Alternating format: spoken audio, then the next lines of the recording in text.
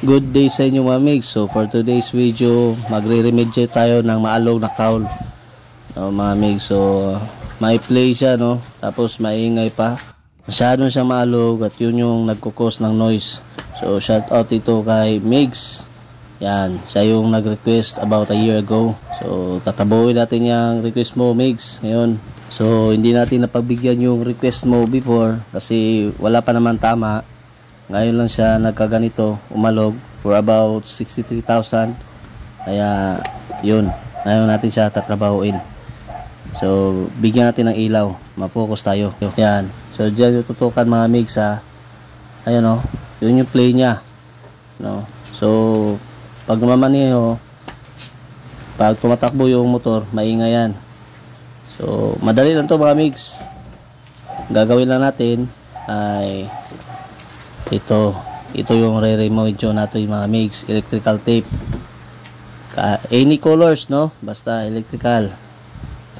So first thing first, tatanggalin natin yan, yung stud head nya, tapos yung washer, then ito luluwagan lang natin mga migs, no, yung sa may ibabaw ng telescopic nya, kabilaan yan. Yan, so with the use of 30mm adjustable yung gamit ko. Kasi para mapasok, may sakit tayo, merong tatanggalin pa natin yung ano, kailangan pa natin tanggalin yung handlebar. So ito yung ginamit ko, no. Hindi mo yan siya matatanggal yan kasi tatama sa handlebar, kaya kailangan natin iangat. Luluwagan natin yan, yung mga yan, at dahan-dahang iangat pag maluwag na, so para mahila siya. So luwag, gamit yan ay 12. So 2mm gamit ko. Mas mainam gumamit ng sakit mga mix, no, or box wrench para maiwasan mabilog yung mga head ng tornilyo. So after that, angat natin yan, nasa ganon matanggal natin to. Yan, then tanggal na lahat mga mix. So yun lang yung mga tatlong tornilyo ginalaw natin. Patong na natin to dito ng maayos. Yan. So yan mga migs, yan yung salarin. Yan yung babalutin natin ng electrical tape. So dito siya, umaalog-alog yan siya dito. So papakapalin natin mga migs, no. Yun yung use ng electrical tape. So tatanggalin natin yan. Ito sa baba, ayos na yung mga migs. Goma din yan, no, pero goods yan. So ito lang tatanggalin natin mga migs. Okay, so gutin lang natin. Okay, yan mga migs. Then electrical, may wagang rekta, balutin nyo lang to. Kanta kayo ng Sharon, balutin mo ako.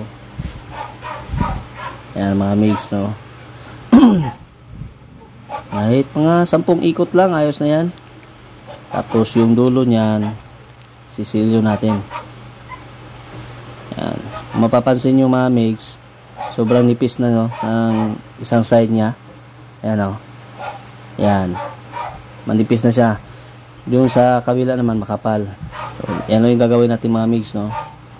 Then putulin na natin yan sa ibabaw. Yan lang gagawin nyo, nasa ganun mapasok dyan. Okay, so goods, balik natin. Yan, medyo may makahigpitan siya, no. Yun, sok. Okay, then kabila naman. Yan mga migs, oh, napis na talaga yung isang side nya, no. Yan, nakikita nyo naman. So sobrang nipis, kapal pa to. Sharon ulit. Then putol, kahit 10 ikot lang. Balik natin. Yun. Then uunahin natin tong dalawang guma, aprong sa baba mga migs. Yan, pagpasok. Then yung ano na, itong tri-clamp, pasok natin sa telescopic ng dahan-dahan. Yan. Tapos mapapasin nyo, bumabaon yan mga migs, no. Yan. So tiin natin, no, alug-alugin lang natin hanggang lumabas yung thread. Yan. So lumabas na talaga siya. Then check na rin natin yung kabila. Yan, kung bumaon siya. So Testing. So ayos na mga mix, no? Pwede natin ilagay yung washer at saka stud. So washer muna yung mauna, then yung stud head nya. So adjustment tayo dito mga mix, no? Diin adjust, diin adjust. So alag-ulagin lang natin to. Yan. Nasa ganun ay malapat natin ng maayos at iwas gasgas sa telescopic. Nasa ganun ay makapasok talaga siya ng mabuti mga mix. Yun. Then adjust ulit hanggang sa dito sa may ano nya. Yan. Yung telescopic nya, yung marking nyo, pumantay na siya, no?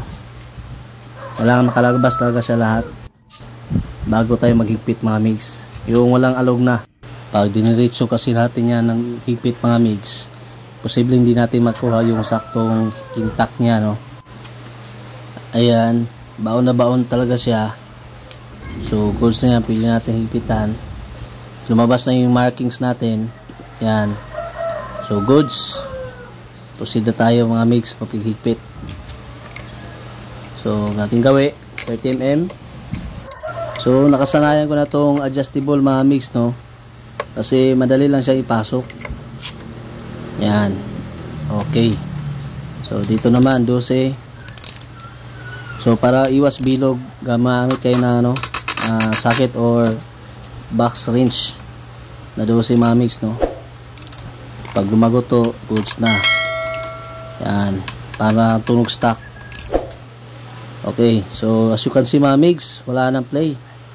Ayan, no? Focus tayo dyan. So yan, wala talagang alog mga mix. So sana napag-provide tayo ng ano, no, kunting kaalaman. And since nawala na yung alog, mawawala na rin yung ingay niya. So all goods mga mix. Sana may natutunan kayo. So next time ulit. Once again, ciao. Thanks for watching. Like, Comments share, and subscribe.